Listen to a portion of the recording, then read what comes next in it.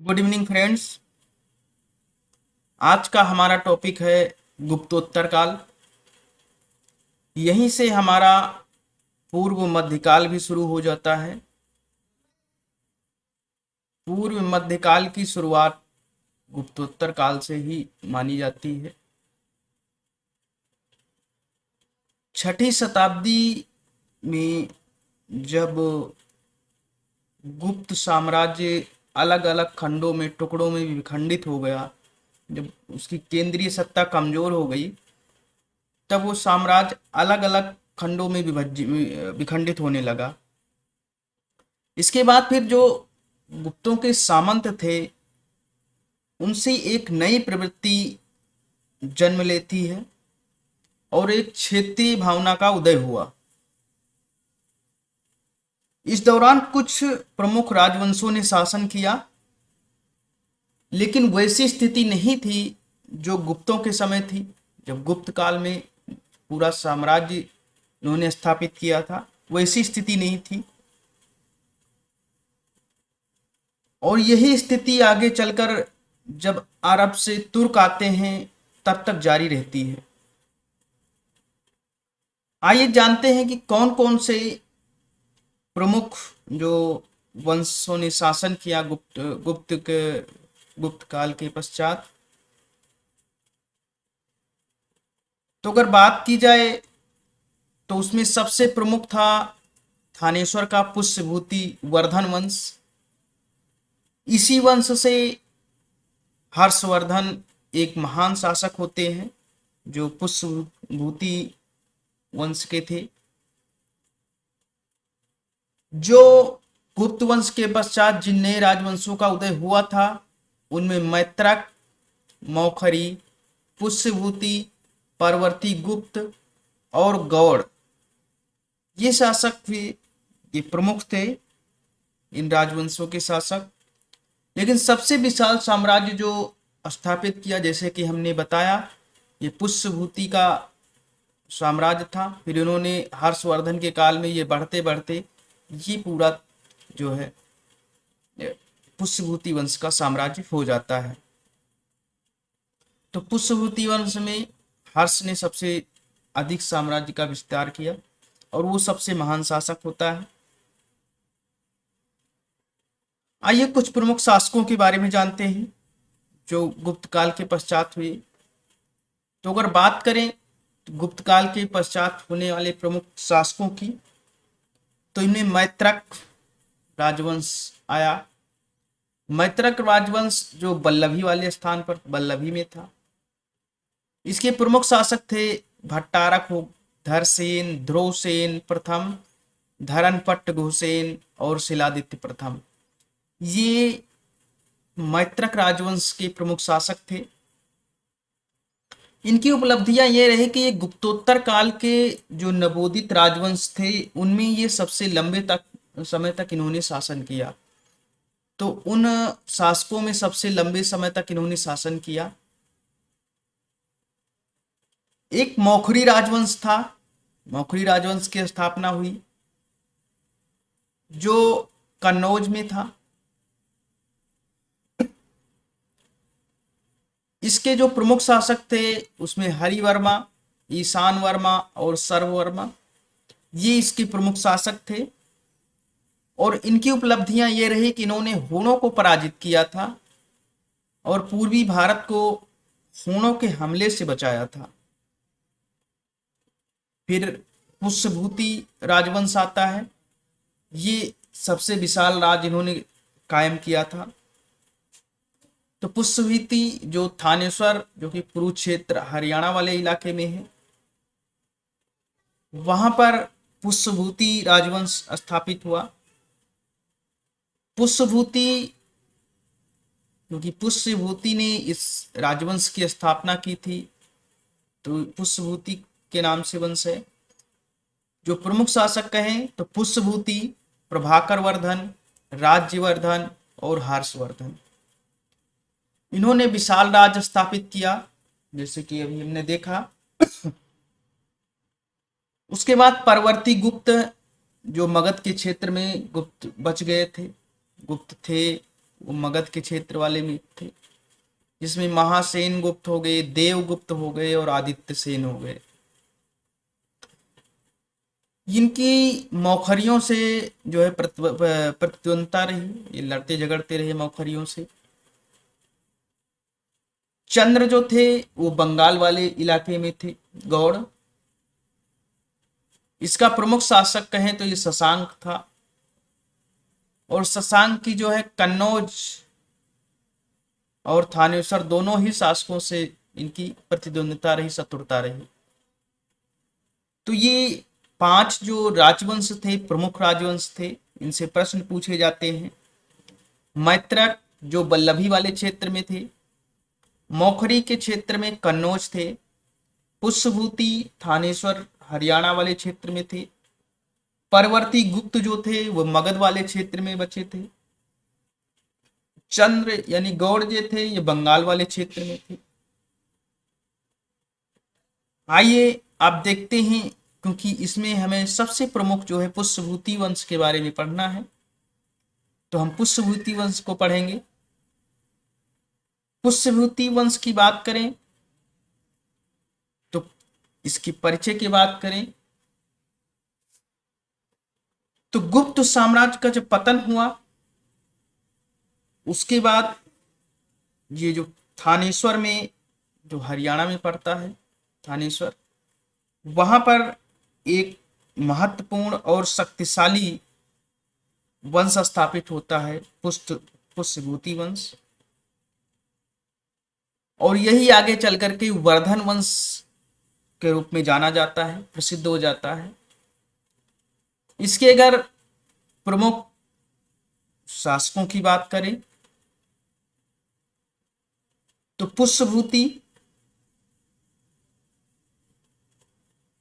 पुष्यभूति जो थे ये गुप्तों के सामंत थे।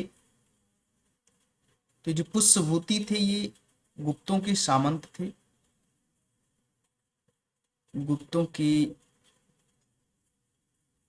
हमने जैसे देखा कि सामंती व्यवस्था फिर शुरू हो जाती, गुप्तों की सामंत थे, और इसलिए इनको कहा जाता है कि ये शायद वैश्य जाति से थे। इस वंश राजवंश का हूणों के साथ भी सामना हुआ, संघर्ष चलता रहा। इसमें अगर बात करें इस वंश में, तो इसमें जो प्रमुख शासक हुए उसमें अगर नाम लिया जाए तो नरवर्धन,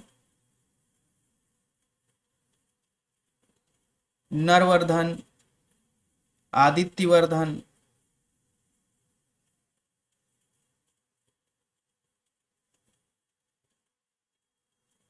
और प्रभाकर वर्धन।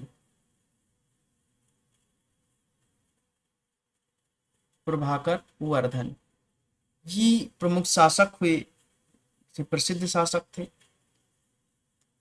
प्रभाकर वर्धन का विवाह, जो प्रभाकर वर्धन की बात करें तो ये, क्योंकि पुष्यभूति जो है ये सामंत थे, प्रभाकर वर्धन फिर स्वतंत्र शासक हो जाता है, और इसने परम भट्टारक व महाराजाधिराज की उपाधियां भी धारण की। प्रभाकर वर्धन का विवाह होता है यशोमती के साथ। यशोमती से 3 संतानों का जन्म होता है, जिनमें 2 पुत्र राज्यवर्धन और हर्षवर्धन, और एक पुत्री जिसका नाम राजश्री होता है वो होती है। तो प्रभाकर वर्धन की 3 संतानें थी, राज्यवर्धन और हर्षवर्धन ये दोनों पुत्र थे, और राजश्री पुत्री थी। राजश्री का विवाह जो है राजा गृहवर्मन के साथ किया जाता है, जो कि मौखरी वंश से संबंधित थे। यानी कि मौखरी वंश के शासक राजा गृहवर्मन के साथ इनका विवाह हुआ, जो कन्नौज से थे। आगे चलकर के मालवा के शासक जो थे, मालवा के शासक देवगुप्त ने गृहवर्मन की हत्या कर दी। मालवा का जो शासक था देवगुप्त, उसने गृहवर्मन की हत्या कर दी और राजश्री को बंदी बनाकर कारागार में डाल दिया। इससे, क्योंकि इसका भाई था राज्यवर्धन, राज्यवर्धन बहुत क्रोधित हुआ और उसने देवगुप्त को मार डाला। याद रखिएगा, देवगुप्त जो मालवा का शासक था, जिसने गृहवर्मन यानी कि इसके जीजा की हत्या की थी, इसकी बहन के पति की हत्या की थी, उसको इसने मार डाला देवगुप्त को। परंतु जो देवगुप्त था उसका एक मित्र भी था शशांक, जिसने बोधि वृक्ष को भी कटवा दिया था। ये सयो अनुयायी था। इसने धोखे से राज्यवर्धन की हत्या कर दी। तो इसने धोखे से फिर राज्यवर्धन की हत्या कर दी। शशांक के बारे में कहें तो ये बंगाल का शासक था, शैव धर्म का ये अनुयायी था और इसने ही बोध गया के बोधि वृक्ष को कटवा दिया था। आगे इन सब विवरणों में आगे देखते हैं। फिर हर्षवर्धन का काल आता है। हर्षवर्धन का काल, क्योंकि राज्यवर्धन के बाद हर्षवर्धन शासक बनता है और जब हर्षवर्धन शासक बनता है तो उसकी आयु जो है 16 वर्ष की रहती है। 16 वर्ष की आयु में हर्षवर्धन शासक बनता है और ये शिलादित्य, परम भट्टारक, महाराजाधिराज, अगर इसकी उपाधियों की बात करें तो शिलादित्य, परम भट्टारक, महाराजाधिराज,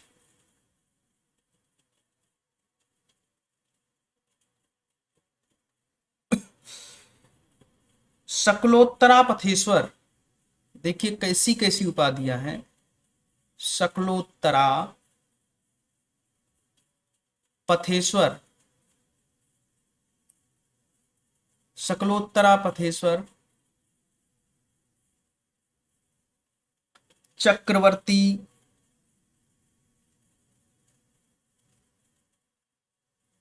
चक्रवर्ती, सार्वभौम, परमेश्वर, परम महेश्वर आदि जो है ये उपाधियां धारण करता था। और ये सब उपाधियों का मतलब था कि जो इसका साम्राज्य था, जो हर्ष का साम्राज्य था, वो सामंती व्यवस्था पर आधारित था, यानी कि ये सामंती संगठन का पर आधारित था। तो हर्ष का साम्राज्य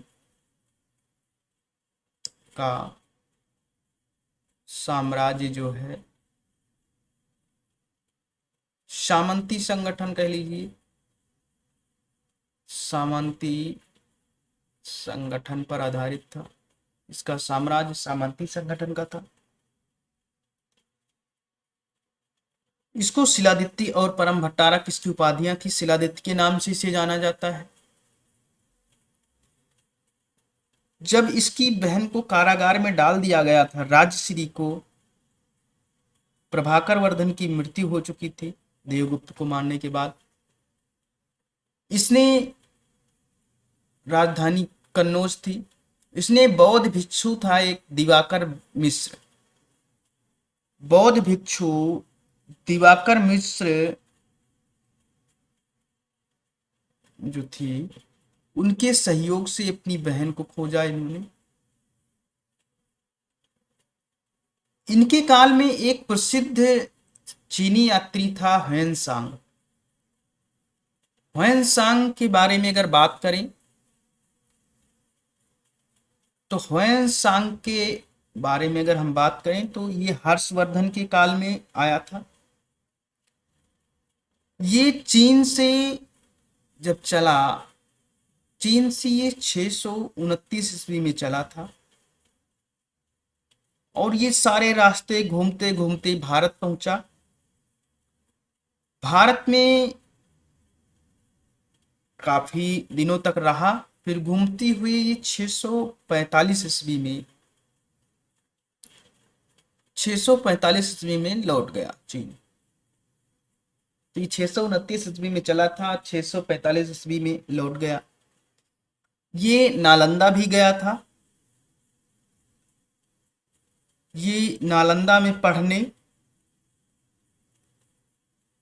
और वहां से बौद्ध ग्रंथों का संग्रह करने के लिए आया था। इसने जो अपनी पुस्तक लिखी सी यू की, उसमें इसने जो है ह्वेनसांग ने हर्षवर्धन के शासन काल के बारे में भी लिखा है। ह्वेनसांग को यात्रियों का राजकुमार, याद रखिएगा, ह्वेनसांग को यात्रियों का राजकुमार, यात्रियों का राजकुमार और वर्तमान शाक्य मुनि,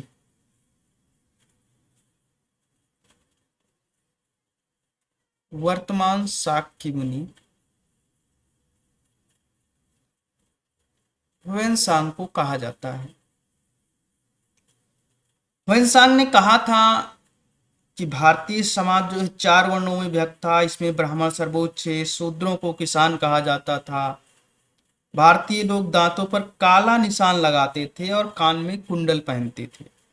इतनी बातें ह्वेनसांग ने कही थी। हर्षवर्धन को जो चालुक्य शासक था पुलकेशिन द्वितीय, इसने हर्षवर्धन को हराया था। चालुक्य शासक पुलकेशिन द्वितीय ने हर्ष को हराया था और इसकी जो जानकारी मिलती है वो रवि कीर्ति का जो ऐहोल अभिलेख है वो इसकी जानकारी देता है।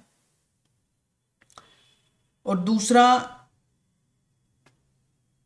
जो हर्ष था उसका कश्मीर को छोड़ करके पूरे उत्तर भारत पर अधिकार था। जैसे कि आप ये देख सकते हैं, अगर आप ये कश्मीर का ये क्षेत्र देख लें, अगर इसको छोड़ दिया जाए तो ये लगभग पूरा उत्तर भारत हर्ष के अधिकार में था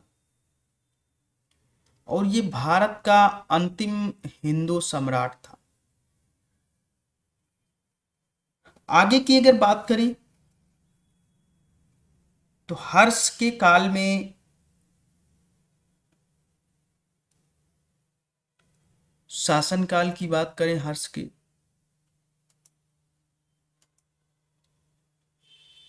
हर्ष ने जो शशांक था जिसने इनकी भाई राज्यवर्धन की हत्या की थी, उसको पराजित करके कन्नौज पे अधिकार किया था। तो एक पॉइंट लिख लीजिए, शशांक को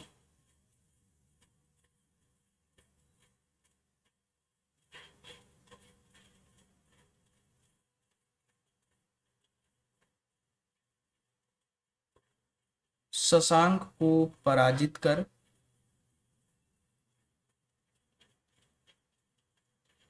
पराजित करके इन्होंने कन्नौज पे अधिकार किया था, कन्नौज पर अधिकार किया था।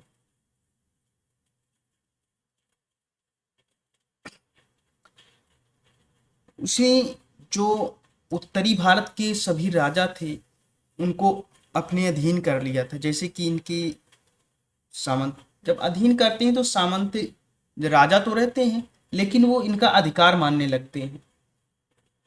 तो इसी क्रम में जैसे कि इन्होंने परम भट्टारक, महाराजाधिराज, सकल पथ सकलोत्तरा पथेश्वर ऐसी जो उपाधियां धारण की थी, वो इस बात को प्रमाणित करती हैं कि सामंती व्यवस्था थी। ह्वेनसांग ने ये भी बताया है कि इन्होंने उत्तरी भारत के 5 राज्यों को अपने अधीन किया था। वो संभवतः वो राज्य थे, अगर उत्तरी भारत के 5 राज्य थे,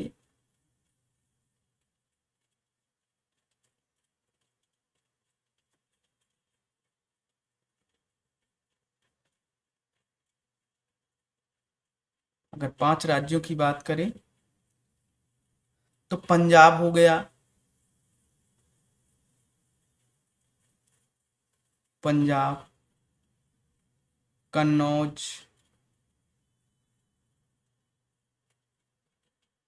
गौड़,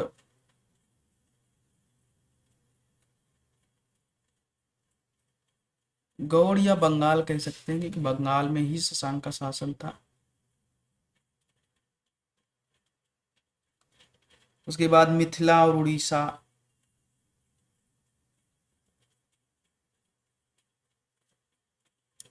मिथिला हो गया और उड़ीसा हो गया। ये 5 राज्य थे संभवतः जिसको इन्होंने अपने अधिकार में किया था। पश्चिम की जो शासक थे वल्लभी, वल्लभी का भी नाम आया था, जहां मैत्रक राजवंश था। तो वल्लभी के शासक थे ध्रुवसेन द्वितीय। उन्होंने वल्लभी के शासक, वल्लभी के शासक थे ध्रुवसेन द्वितीय। इनसे इन्होंने अपनी पुत्री का विवाह कर लिया और उनसे शत्रुता मैत्री संबंध स्थापित हो गए। तो इनसे अपनी पुत्री का विवाह किया, अपनी पुत्री का विवाह किया, पुत्री का विवाह किया।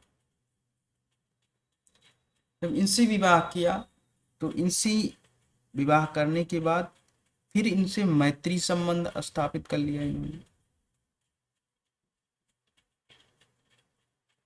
अधिकतर राजाओं ने ऐसा किया है, विवाह के पश्चात उनके मैत्री संबंध स्थापित हो जाते थे। हर्ष और पुलकेशिन द्वितीय, जहां पर हर्ष और पुलकेशिन द्वितीय,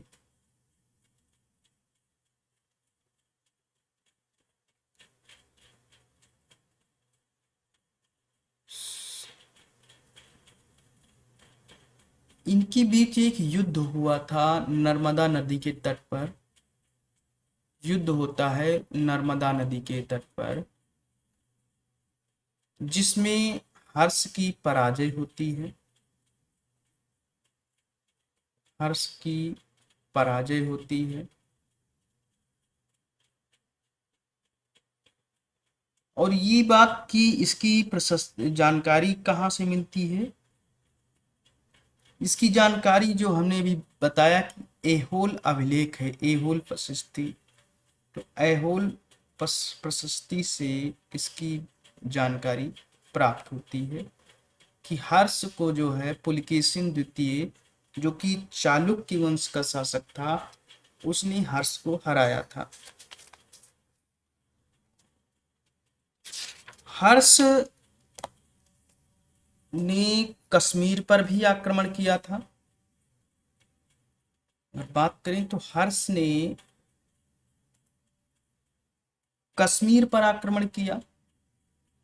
अगला पॉइंट है, इन्होंने कश्मीर पर आक्रमण किया और वहां से भगवान बुद्ध का दांत, कश्मीर से इन्होंने भगवान बुद्ध का दांत,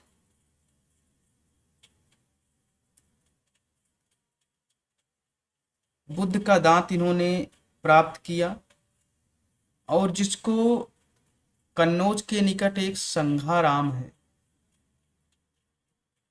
संघाराम, वहां पर स्थापित करवाया था। इसके बाद कश्मीर के बाद फिर ये दक्षिण की तरफ जाते हैं। जब ये दक्षिण की तरफ जाते हैं तो वहां पर ये कुंतल,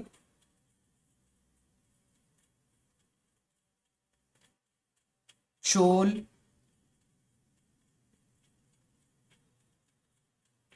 और क्योंकि ये नर्मदा नदी के तट पर थे, नर्मदा नदी के दक्षिण में, तो कुंतल, चोल और कांची इनको हराते हैं, इसकी विजय करते हैं, कांची की विजय की। हर्ष के साम्राज्य की अगर बात करें, जैसे भी मैंने मैप में देखा, तो हिमालय से लेकर नर्मदा नदी का जो भी भाग था और विंध्य पर्वत, पूर्व में अगर देखें तो ब्रह्मपुत्र नदी, और पश्चिम में सौराष्ट्र और कठियावाड़। तो इसको ऐसे लिख सकते हैं, उत्तर में अगर हिमालय की बात करें, हिमालय, और दक्षिण में नर्मदा, दक्षिण में नर्मदा, विंध्य,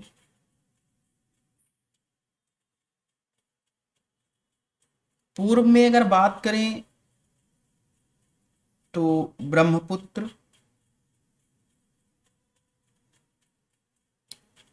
और पश्चिम में अगर बात करें तो सौराष्ट्र और काठियावाड़, सौराष्ट्र, काठियावाड़, काठियावाड़, यहां तक इनका साम्राज्य विस्तृत था। हर्ष ने संभवतः कहा जाता है कि 606 से हर्ष का जो राज्यकाल रहा, अगर राज्यकाल की बात करें हर्ष की, तो 606 से लेकर के इन्होंने 647 ईस्वी तक शासन किया। उनकी जब इनकी मृत्यु हुई, इसके बाद कोई केंद्रीय सत्ता नहीं थी। इनकी मृत्यु के पश्चात फिर अराजकता फैल गई, अराजकता फैल जाती है, और कन्नौज पर कहते हैं कि जो कन्नौज था, कन्नौज पर किसी अर्जुन नामक स्थानीय शासक ने अधिकार कर लिया। अर्जुन नामक स्थानीय शासक ने अधिकार कर लिया, यह स्थानीय शासक था, इसने अधिकार कर लिया।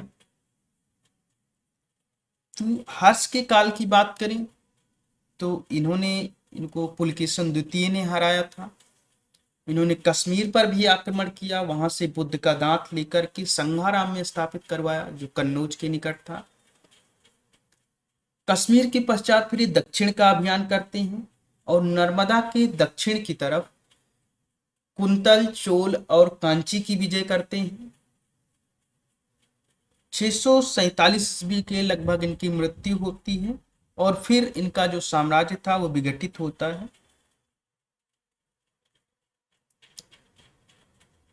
बात करें हर्षकालीन प्रशासन की, तो हर्ष का जो प्रशासन था, इसकी जानकारी हमें मिलती है, जो इनकी जानकारी के स्रोत हैं वो जो बाणभट्ट की रचना थी हर्षचरित, हर्षचरित से इसकी जानकारी मिलती है, हर्ष के प्रशासन की। और दूसरी जो यात्रा वृत्तांत था ह्वेनसांग का, ह्वेनसांग के संस्मरण से जानकारी मिलती है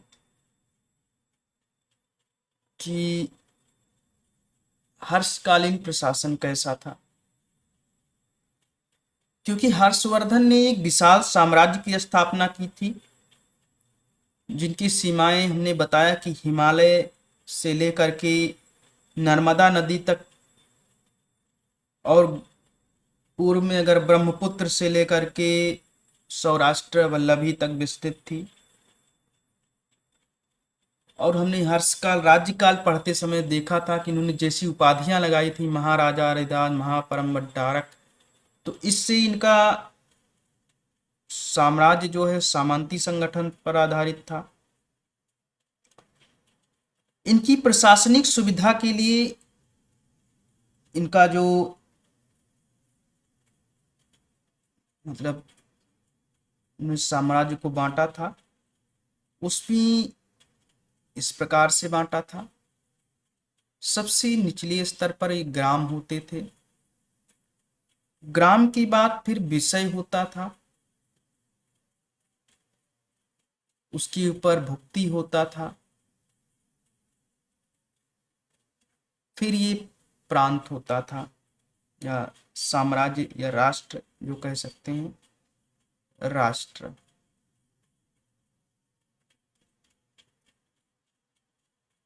तो विषय जो है अगर भुक्ति का करें तो इस समय जो प्रांत हैं, स्टेट्स, उससे हम भुक्ति का भुक्ति की तुलना कर सकते हैं कि ये स्टेट्स के समान था। विषय को हम जिला मान सकते हैं, और उस समय जो शासन की सबसे छोटी इकाई थी वो ग्राम होती थी।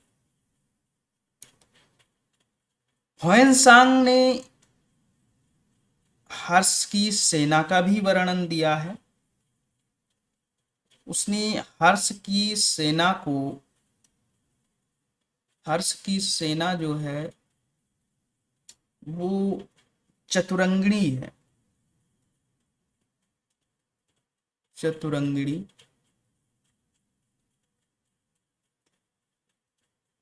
जिसमें पैदल, चतुरंगिनी में आ जाता है पैदल, घुड़सवार,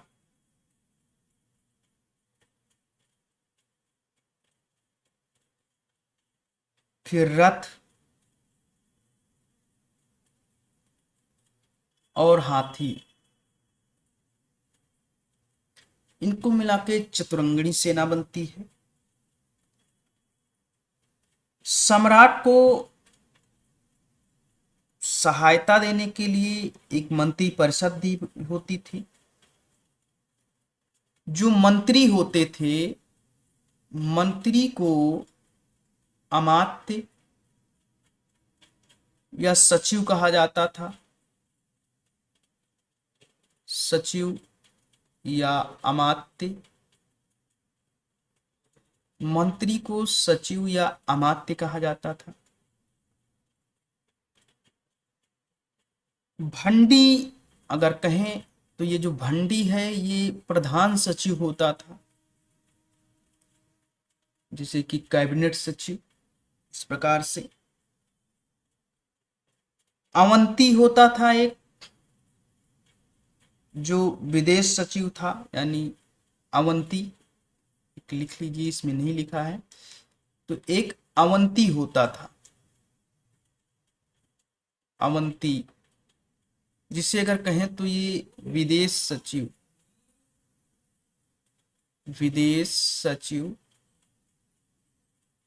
या जो कहें महासंधि विग्रहक, महासंधि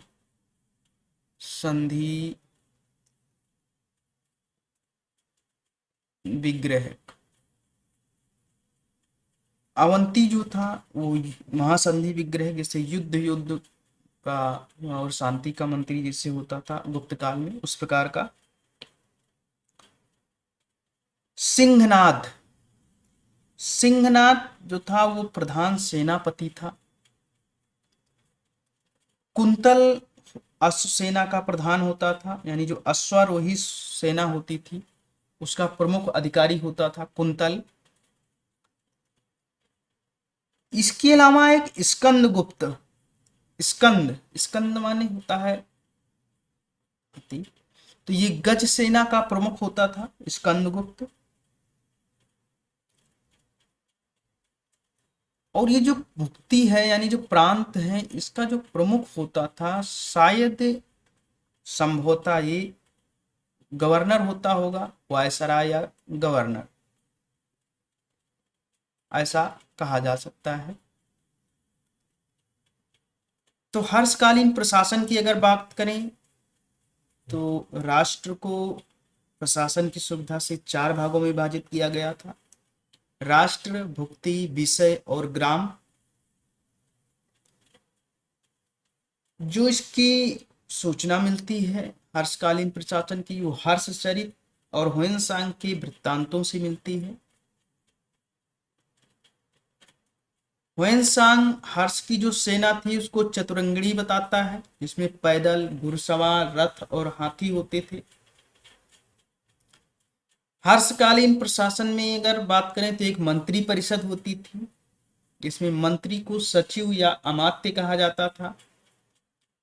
हर्षचरित के अनुसार हर्ष की जो मंत्री परिषद होती थी उसमें भंडी होता था जो प्रधान सचिव होता था, सिंहनाद जो प्रधान सेनापति होता था, कुंतल जो अश्व सेना का प्रधान होता था, स्कंदगुप्त जो गज सेना का प्रमुख होता था, अवंती जो विदेश सचिव यानी कि महासंधि विग्रह जिसे कहा जाता है वो होता था।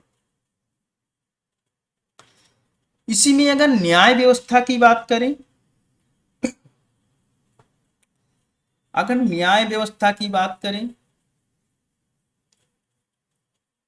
तो गुप्त काल में भी और यहाँ भी जो सम्राट होता था वो सर्वोच्च होता था। सम्राट सर्वोच्च अधिकारी होता था न्याय का। ह्वेनसांग ने कहा है कि राज्य में जो कानून व्यवस्था वो अच्छी नहीं थी। राज्य में अपराध के लिए कठोर दंड का प्रावधान था। इस काल में राजस्व की अगर बात करें तो इसमें सर्वाधिक आय जो थी वो भूमि से होती थी। और यहाँ पर राजस्व की बात करें तो आय का स्रोत जो था वो भूमि थी।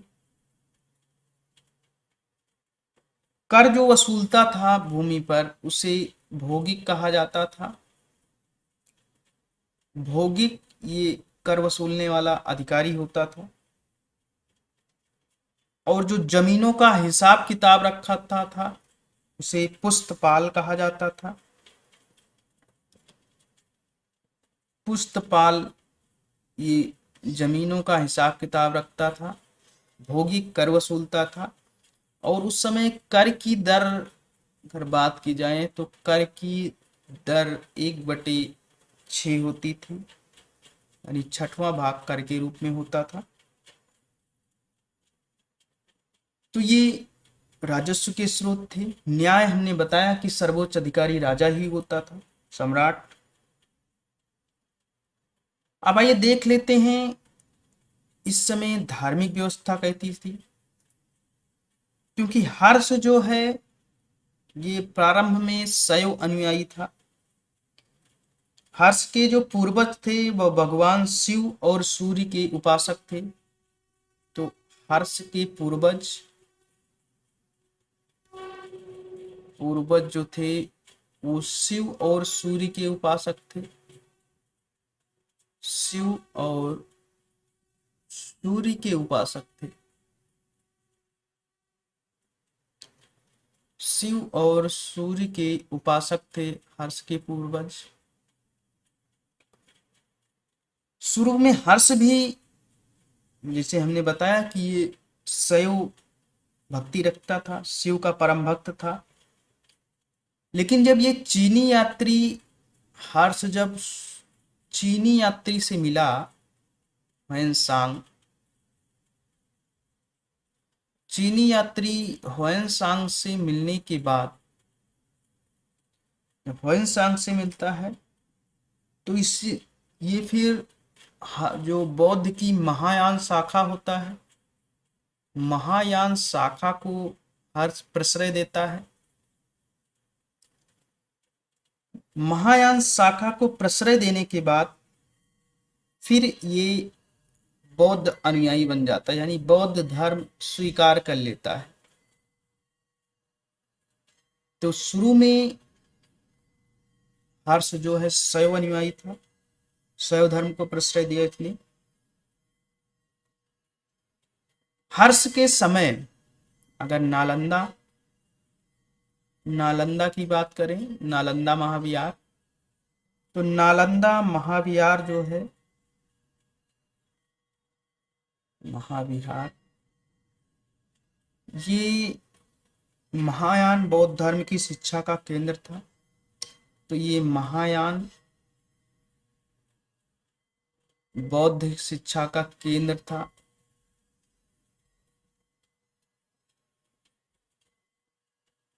नालंदा महाविहार। हर्ष ने अपने काल में दो विशाल धार्मिक सभाओं का आयोजन किया था। तो इन्होंने हर्ष ने हर्ष ने कन्नौज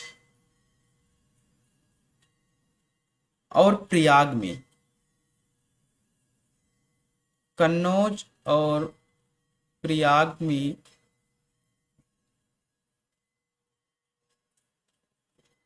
तो धार्मिक सभाओं का आयोजन धार्मिक सभाओं का आयोजन सभाओं का आयोजन धार्मिक सभाओं का आयोजन किया था। और एक इम्पॉर्टेंट फैक्ट ये है कि हर कुंभ मेले को, जो हर 12 वर्ष में कुंभ लगता है प्रयाग में, कुंभ मेले को प्रयाग शुरू करने यानी कुंभ मेले को प्रारंभ करने का श्रेय कुंभ मेले को प्रारंभ करने का श्रेय करने का श्रेय हर्ष को दिया जाता है। हर्ष को दिया जाता है। तो जो कुंभ मेला लगता है प्रत्येक 12 वर्ष में, उसको प्रारंभ करने का श्रेय हर्ष को दिया जाता है। हर्ष के समय अगर हर्ष के समय साहित्यों की बात करें तो, क्योंकि हर्ष स्वयं भी एक साहित्यकार था, हर्ष के समय अगर और बात करें तो इनके दरबार में जो प्रमुख साहित्यकार थे बाण भट्ट, जिन्होंने दो रचनाएं की, कादम्बरी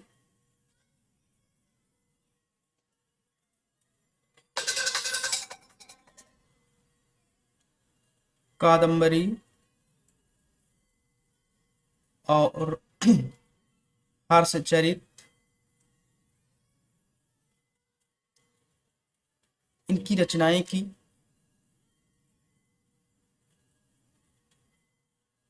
हाँ,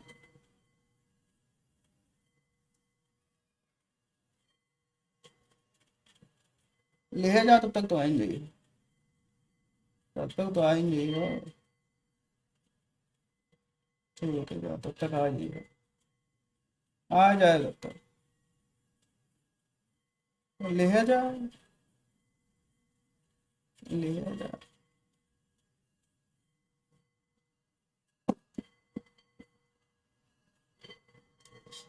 बाणभट्ट हर्षचरित और कादम्बरी की रचना की इन्होंने।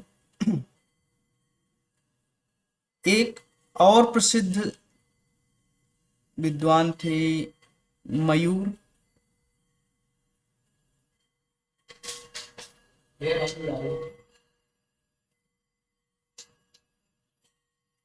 मयूर ने सूर्य शतक की रचना की। मयूर ने सूर्य शतक की रचना की। स्वयं हर्ष ने भी 3 साहित्यों की प्रसिद्ध साहित्यों की रचना की, जिसमें 3 नाटक जो लिखे उनमें प्रियदर्शिका,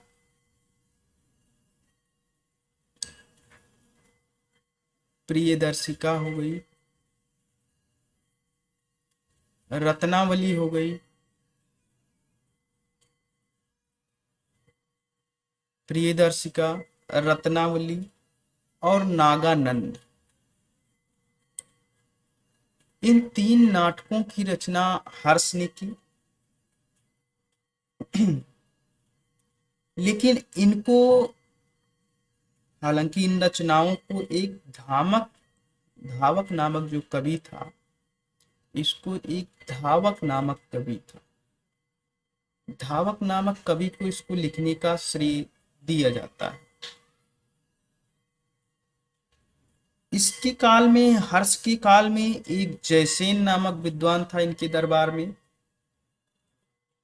जो स्वयं को कालिदास के समान, स्वयं को कालिदास और भास के समान बताता था। तो साहित्यों की बात करें, एक बार रिवीजन। बाणभट्ट थे विद्वान इनकी सभा में, जिन्होंने कादंबरी और हर्षचरित की रचना की। मयूर थे जिन्होंने सूर्य शतक की रचना की। स्वयं हर्ष ने 3 नाटकों की रचना की, प्रियदर्शिका, रत्नावली और नागानंद। हालांकि इसको लिखने का श्रेय धावक नामक एक कवि को दिया जाता है। जयसेन जो विद्वान थे वो स्वयं को कालिदास और भास के समान बताते थे। अन्य महत्वपूर्ण अगर तथ्यों में बात करें तो हर्ष, क्योंकि जो हर्ष के अधीनस्थ शासक थे, हर्ष के अधीनस्थ शासक, हर्ष के जो अधीनस्थ शासक थे वो महाराज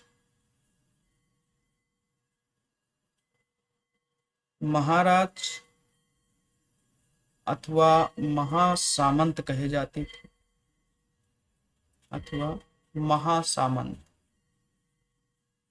मतलब जो इनकी अधीन हुए थे सामंत, उनको या तो महाराज या महासामंत कहा जाता था। जैसे हमने पढ़ा कि हर्ष का साम्राज्य प्रशासन की सुविधा में कई भागों में बांटा गया था, कई प्रांतों में, और उन प्रांतों को भुक्ति कहा जाता था। ग्राम शासन की सबसे छोटी इकाई थी, और ग्राम शासन का जो प्रधान होता था, ग्राम शासन का प्रधान, ग्राम शासन का प्रधान जो था उसे ग्रामाक्ष पटलिक कहा जाता था। ग्रामाक्ष पटलिक, उसे ग्रामाक्ष पटलिक कहा जाता था। इन्होंने एक तुला यंत्र यानी हर्षचरित में इसकी रचना बाणभट्ट ने की। इसमें एक तुला यंत्र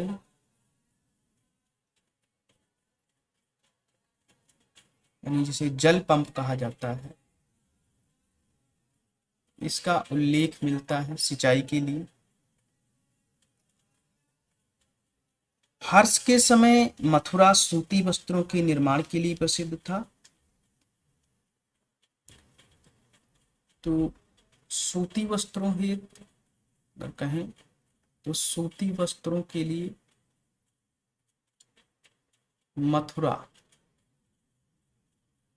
मथुरा सूती वस्त्रों के लिए प्रसिद्ध था। तो हर्ष के पश्चात फिर इनका साम्राज्य विखंडित हो जाता है। मैंने बताया कि अर्जुन, एक जो वहीं कन्नौज के स्थानीय शासक होता है, वो फिर कन्नौज पे अधिकार कर लेता है। फिर कन्नौज के लिए त्रिपक्षीय संघर्ष शुरू होता है, उसको हम अगली वीडियो में पढ़ेंगे। तब तक के लिए नमस्कार। आपसे रिक्वेस्ट है कि आप चैनल को अवश्य सब्सक्राइब करें, जिससे हमारा मनोबल बढ़े। वीडियो को लाइक करें, शेयर करें, और वीडियो कैसी लगी इसके